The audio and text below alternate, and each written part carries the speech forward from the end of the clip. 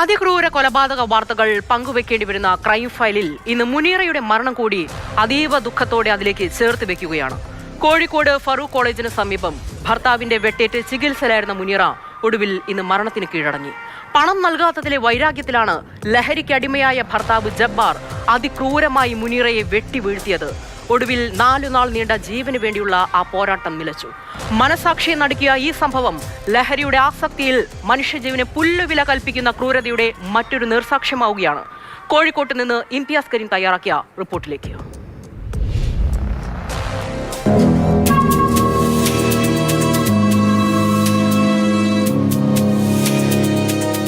ഇക്കഴിഞ്ഞ ബുധനാഴ്ചയാണ് കോഴിക്കോട് ഫാറൂഖ് കോളേജിന്റെ സമീപത്ത് നിന്നും മനസ്സിന് വല്ലാതെ നടുക്കിയ ആ വാർത്ത നമ്മളൊക്കെ കേട്ടത്.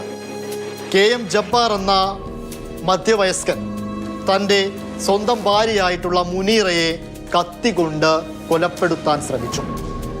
തലയ്ക്ക് വെട്ടി, കഴുത്തിനും മാരകമായി പരിക്കേൽപ്പിച്ചു, കൈക്കും കുത്തിപ്പരിക്കേൽപ്പിച്ചു. ഉടനെ തന്നെ അയൽവാസികളെല്ലാം എത്തിയതുകൊണ്ട് കോഴിക്കോട് മെഡിക്കൽ കോളേജ് ആശുപത്രിയിൽ പ്രവേശിപ്പിച്ചു. അന്ന് തന്നെ 90% തിരിച്ചു കിട്ടില്ലെന്ന് ഡോക്ടർമാരൊക്കെ പറഞ്ഞതാണ്. എന്നാൽ ഇടയ്ക്ക് കണ്ണിൻ്റെ കൃഷ്ണമണിക്കൊക്കെ അനക്കം കണ്ടപ്പോൾ ഒരു പക്ഷെ പ്രതീക്ഷയുണ്ടെന്നും ഡോക്ടർമാർ പറഞ്ഞിരുന്നു. ഇന്ന് പുലർച്ചെ മുനീറ ഈ ലോകത്തോട് വിട പറഞ്ഞു. KM ജബ്ബാറിനെ അന്ന് തന്നെ പോലീസ് കസ്റ്റഡിയിലെടുത്തു. വധശ്രമത്തിനുള്ള കേസും രജിസ്റ്റർ ചെയ്തു. കോടതിയിൽ ഹാജരാക്കി റിമാൻഡും ചെയ്തതാണ്. ബുധനാഴ്ച രാവിലെ തൊട്ടടുത്ത സൂപ്പർ മാർക്കറ്റിൽ ജോലി ചെയ്യുന്ന മുനീറ ജോലിക്ക് പോകാൻ വേണ്ടി ഇറങ്ങിയതായിരുന്നു. ആ സമയത്താണ് KM ജബ്ബാർ മുനീറയോട് പണം ആവശ്യപ്പെട്ടത്. ഇത് കൊടുക്കാൻ മുനീറ കൂട്ടാക്കിയില്ല. വീടിന്റെ തൊട്ടു മുൻപിൽ ഇവരുടെ തന്നെ രണ്ട് കുട്ടികൾ കളിച്ചുകൊണ്ടിരിക്കുകയായിരുന്നു. ഇവരുടെ മുന്നിൽ വെച്ചാണ് ഈ പ്രശ്നങ്ങളെല്ലാം അരങ്ങേറുന്നത്. പിന്നാലെ മുനീറയെ റൂമിന്റെ അകത്തേക്ക് കയറ്റി വാതിൽ കുറ്റിയിട്ടു. കത്തികൊണ്ട് മാരകമായി വെട്ടി പരിക്കേൽപ്പിക്കുകയും ചെയ്തു. പിന്നാലെ പലരും ഓടിയെത്തി. അങ്ങനെയാണ് ആശുപത്രിയിലേക്കൊക്കെ എത്തിച്ചത്.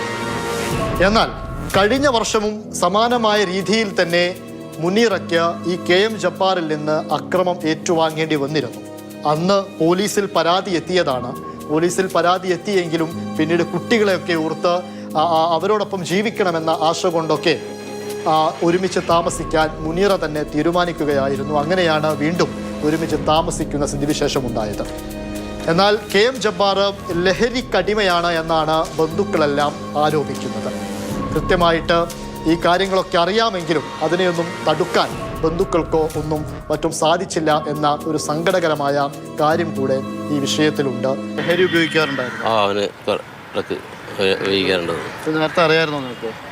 അത് ഞങ്ങളിങ്ങനെ കല്യാണം കഴിഞ്ഞതിൻ്റെ ശേഷമാണ് ഞങ്ങൾ അറിയുന്നത് ലഹരിക്ക് അടിമയാണെന്നുള്ളത്. പിന്നെ ഒരു ക്രിമിനൽ മൈൻഡാണ് എനിക്ക്. കുട്ടികളെ മുമ്പിൽ വെച്ചിട്ടാണ് ഇവിടെ ഈ പൈസ ചോദിക്കുക, എന്താ ചോദിച്ചപ്പം പൈസ എന്തിൻ്റെ കയ്യിലില്ല എന്നൊക്കെ പറഞ്ഞ പാട് വലിക്കുന്നതൊക്കെ കുട്ടികൾ കണ്ടുകൊണ്ടിരിക്കുകയാണ്. അതിൽ പിന്നെ ശരിക്കും ഷോളിട്ട് മുറിക്കാതെയാളുടെ എങ്ങനെയാണെന്നുള്ളത് നമുക്ക് അറിയാൻ കഴിയില്ല. ഇവൻ അപ്പോഴേക്കന്നെ ഒരൊറ്റ ആർപ്പ് പുറത്തേക്ക് കേട്ടിട്ടുള്ളൂ. അപ്പോഴേക്ക് ഇവന് ഡോറ് ലോക്ക് ചെയ്തു പോയാണ് ഉള്ളിൽ. കൃത്യമായ നടപടി വേണം, കൃത്യമായ ശിക്ഷ ഈ വിഷയത്തിൽ ജബ്ബാറിന് വാങ്ങിക്കൊടുക്കണം.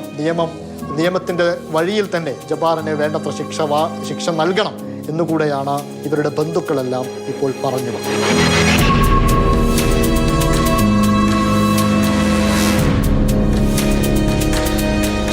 മാതൃഭൂമി ന്യൂസ് കോഴിക്കോട്.